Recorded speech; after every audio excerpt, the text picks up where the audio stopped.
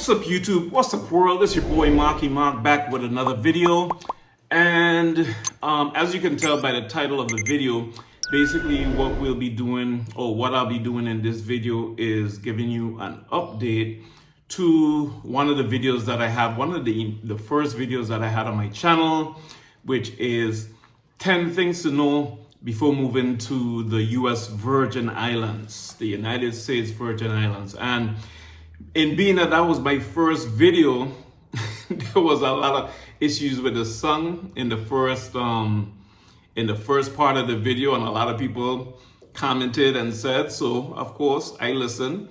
So I'm bringing you guys an updated video right now, so you could have that information clear and concise. And this is gonna be, that last video was actually pre-pandemic, but this is a post-pandemic video, basically giving you an update on and actually providing you a little bit more information. The main thing, or the main reason, is because since I did that video last, or around the time when I was actually doing the video, there was a census. The 2020 census was actually being done, United States 2020 census. And as you may or may not know, they do the census every 10 years. So the last time the census was done was in 2010. And at the time when I actually did do the video, the updated information, which I do have available to you right now, was not available. So without any further ado, we'll go ahead and get right into the 10 things to know before moving to the US Virgin Islands.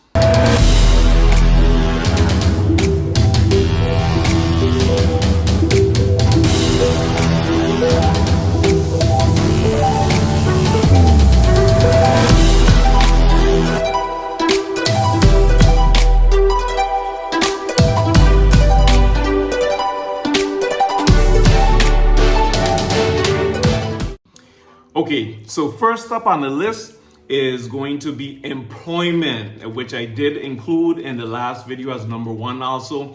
If you're planning to move to the US Virgin Islands, in the case that you're not retired, the main thing that you're going to want to make sure you have down pat is some way to sustain yourself financially. And in most cases, for most people, that the means of doing that is by being employed. So I would suggest that you actually do go ahead and lock down basically some form of employment before moving down here, or be in the process of securing employment in the time that you move down here, because as you're gonna see by one of the things that I will be mentioning in terms of the cost of living down here is very high. So you're gonna definitely need a JOB, all right? The two ways that you can do that, two main ways that have been successful for me for finding a job is, first, of course, the Virgin Islands does have a Department of Labor, which is VIDOL, Virgin Islands Department of Labor. You can go on their website and you can register to receive updates on new jobs that are available in the territory itself. And the other very good way that I've used several times to find a job is Indeed.com, which is all over the United States. Just put in the zip code for whichever island you would like to go and stay on or become employed on. And in doing so, once you put that zip code in Indeed.com, it'll pull up a list of available jobs in that area. The one thing I might mention to you also in moving to the US Virgin Islands is made up of 3 major islands. In terms of water islands, St. Thomas and St. John, they are basically described as being one district, while St. Croix, being the biggest island out of each of them, is going to be, the largest island is going to be a separate district as itself, okay? So just something to keep in mind when you're looking for a job. If you're looking for a job specifically on St. Croix, find out a zip code for any one of the zip codes for the St. Croix island, the island of St. Croix, and basically put in that zip code if you're looking for work or to live on that island specifically, okay? All right, moving on to number 2. The second thing I like to talk about, we'll get right into it, is going to be cost of living. Now, the cost of living per doing my research in the US Virgin Islands is currently stands at, as of this date, We're in the beginning of November 2022. The cost of living per a single person would be $2,436. That's the average cost of living as a single person living in the Virgin Islands, $2,436. And the cost of living, I'm basically going to break it down per a single family home, or not a single family home, a single person living by themselves, along with a four-person household living in the VI. So the cost of living for a four-person family living in the Virgin Islands, of course, jumps to $6,402. That will be overall, including apartment, your utilities, food, transportation, all of that. It basically comes up for a four-person family. It basically comes up to $6,402. And in terms also, let me just mention one more thing. In terms of where we fall on the map, we are basically higher than if you want to compare it to living in the States. That cost of living is 1.26 times more expensive than the average in the United States overall. So that could kind of give you a little bit more information, especially if you're into statistics and you love numbers. Yeah, that will help you at least plan a little bit more or get an idea of how it compares to the rest of the United States. Okay, moving on, this thing that I'll talk about is going to be the total cost of living without rent. If it's just one person living by themselves, such as myself, is going to be $989. That's $989. I guess you could round it up to $1,000 per month. And when it comes to a four-family household, the average would fall around $3,112. So roughly $3,000 you can expect to pay here in the US Virgin Islands. Okay, the fourth thing I'd like to mention is now when you're adding in just rent and utilities alone, which in most cases in the Virgin Islands, we have the houses, the way they're built, especially in St. Thomas, they're built with cisterns underneath it. So basically this is how it works. If you live in the city area or the urban area, you're gonna have potable water. Basically that's you're receiving water from the water company, which in this case down here is WAPA, known as the Virgin Islands Water and Power Authority.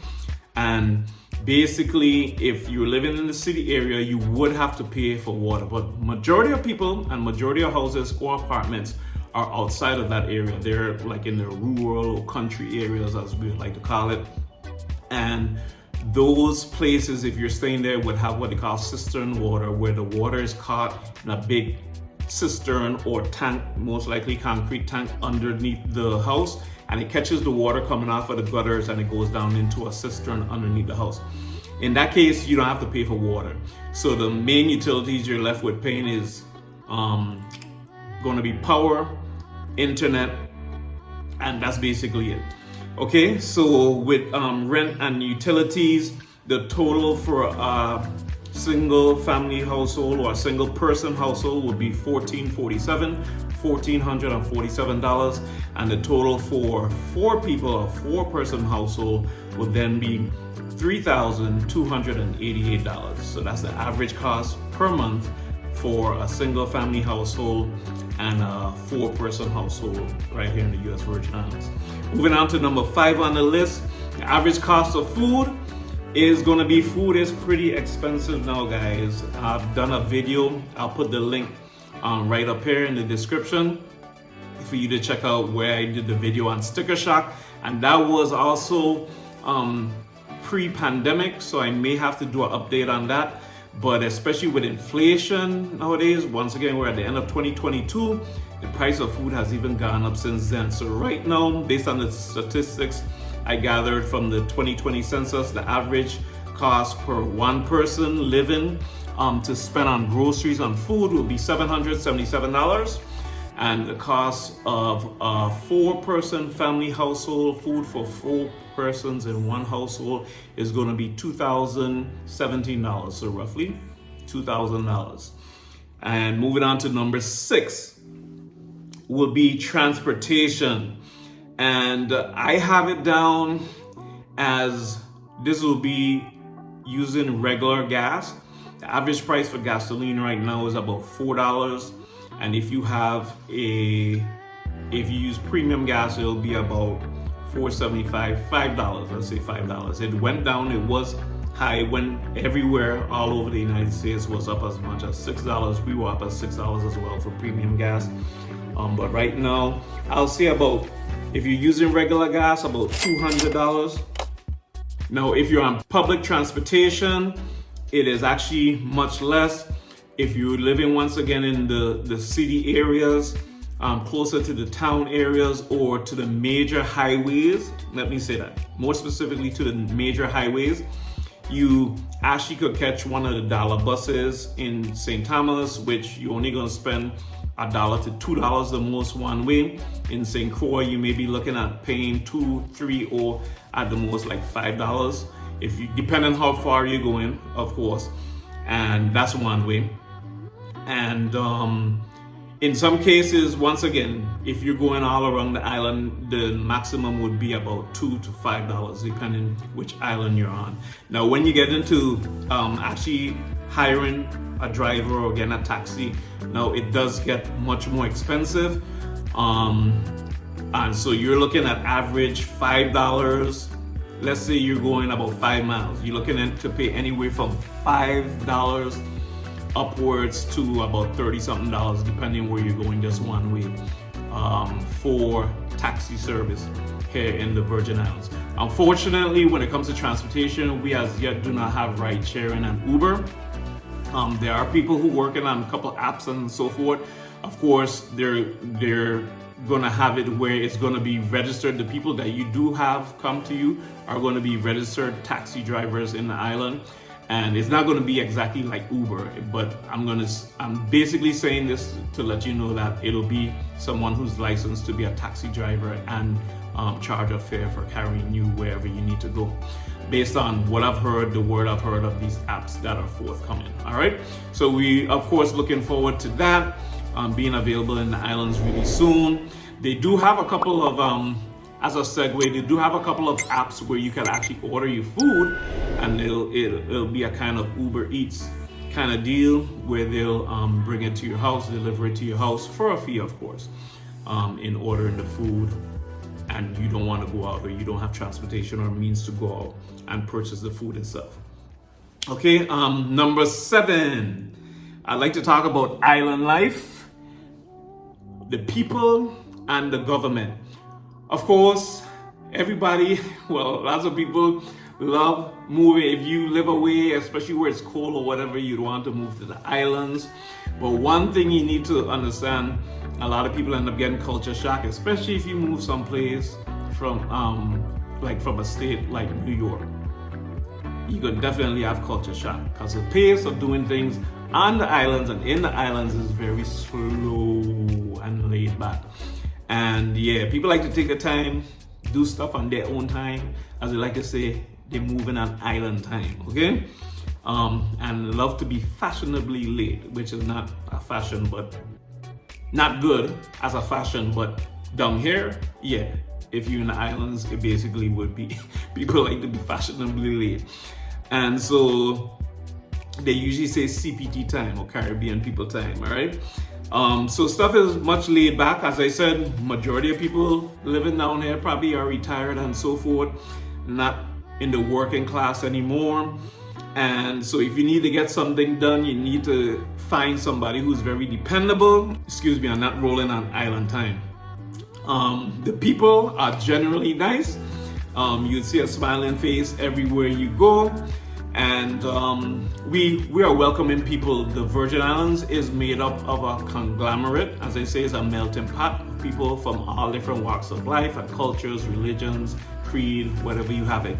And that's one of The beautiful thing about the Virgin Islands is it's a melting pot. So we have people from different cultures, religions, and different things like that who live here and call the Virgin Islands home.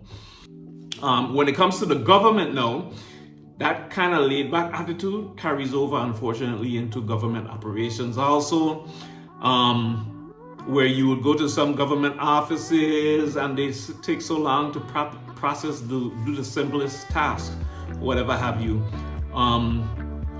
Like if I must give kudos to the DMV because they have recently moved to a new location in our small mall called the Tutupak Mall, and they have actually picked up last time when I had to get my vehicle registered, I was in and out in about 20 minutes. So kudos to them, 2 thumbs up. And the only thing they need to do right now is the part when you have to get your car inspected.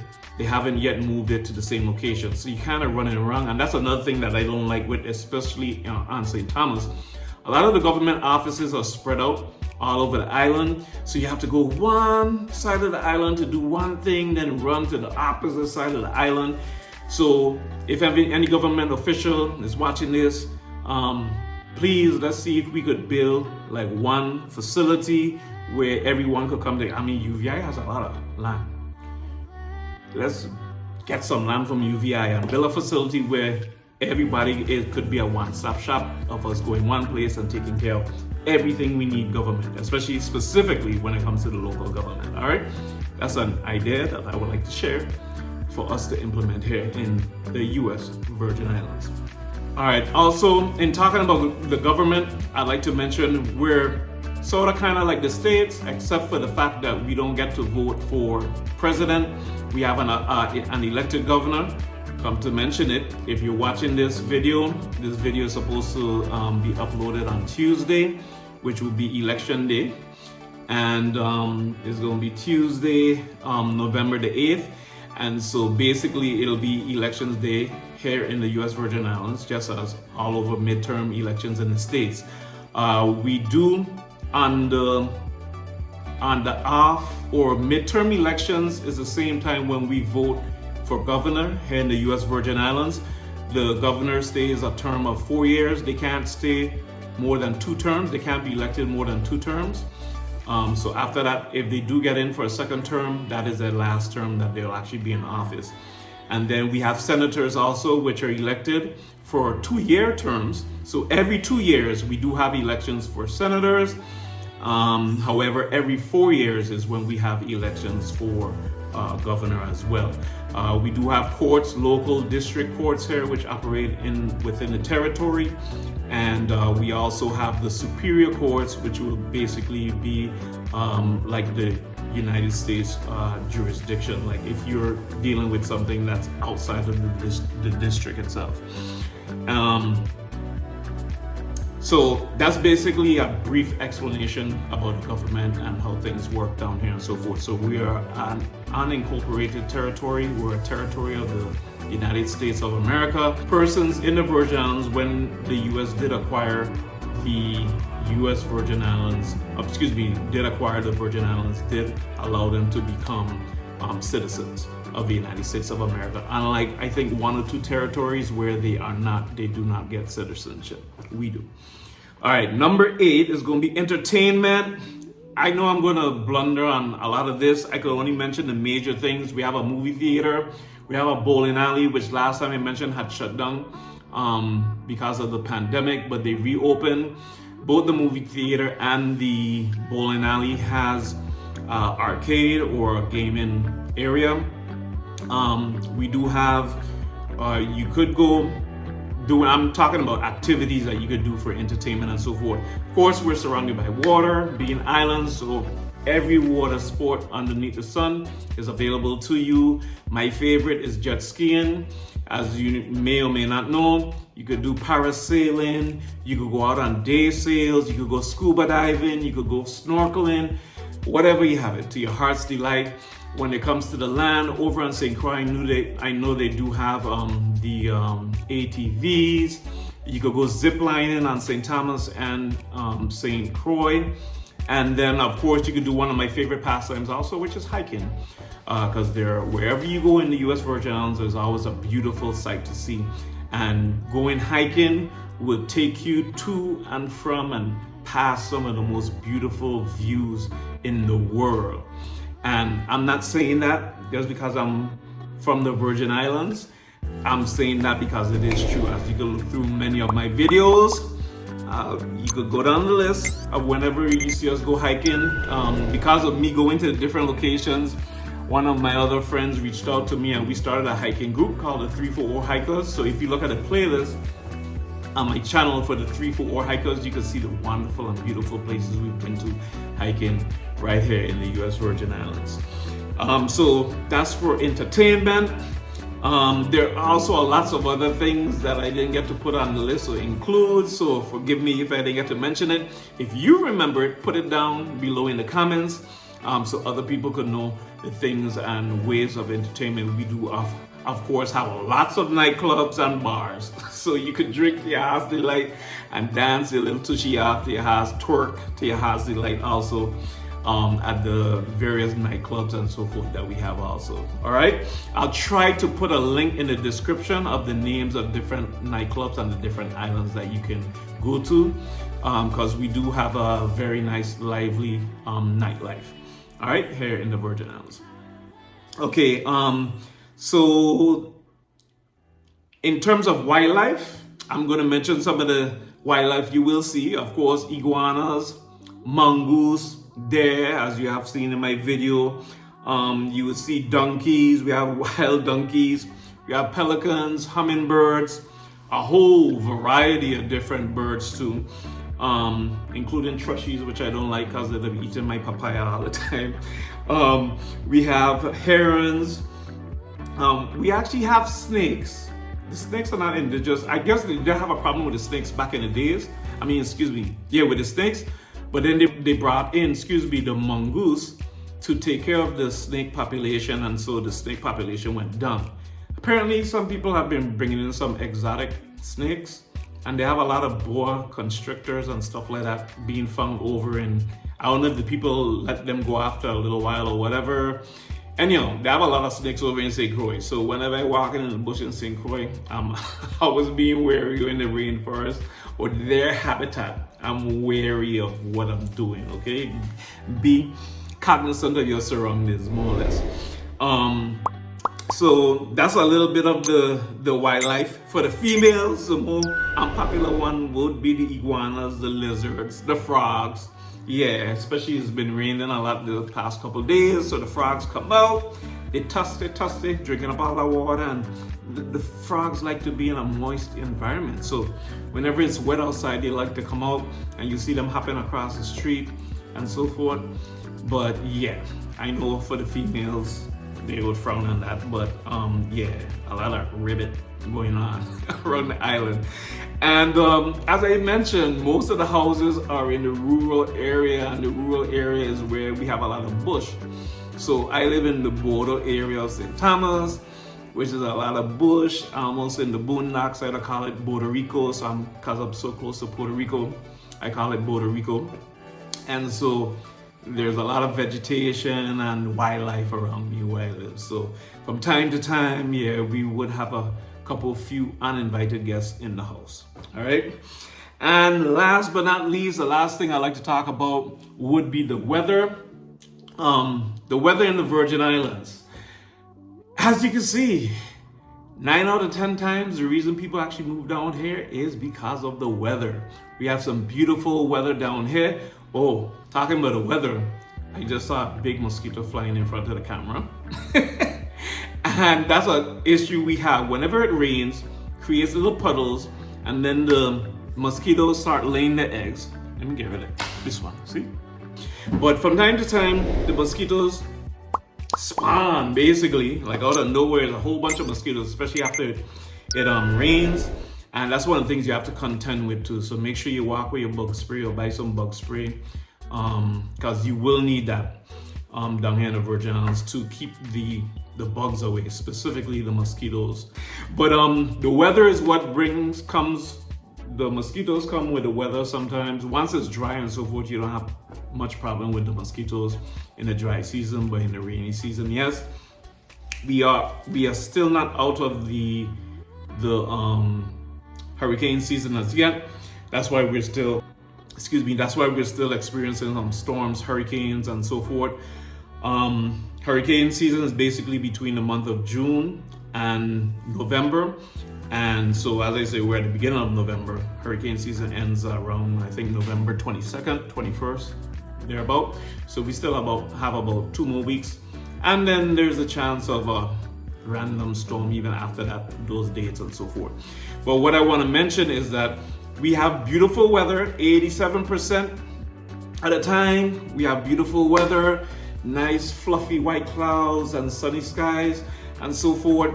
And you will definitely, anyone would enjoy the weather down here, but just be advised that during those months that I mentioned, specifically the most busiest times of the year of hurricane season, when we see the storms come through almost every week or even 2 a week, would be, when I say 2 a week, it'll be like 1 in the beginning of the week, another 1 in the end of the week, and so forth, would be in the months of September and October.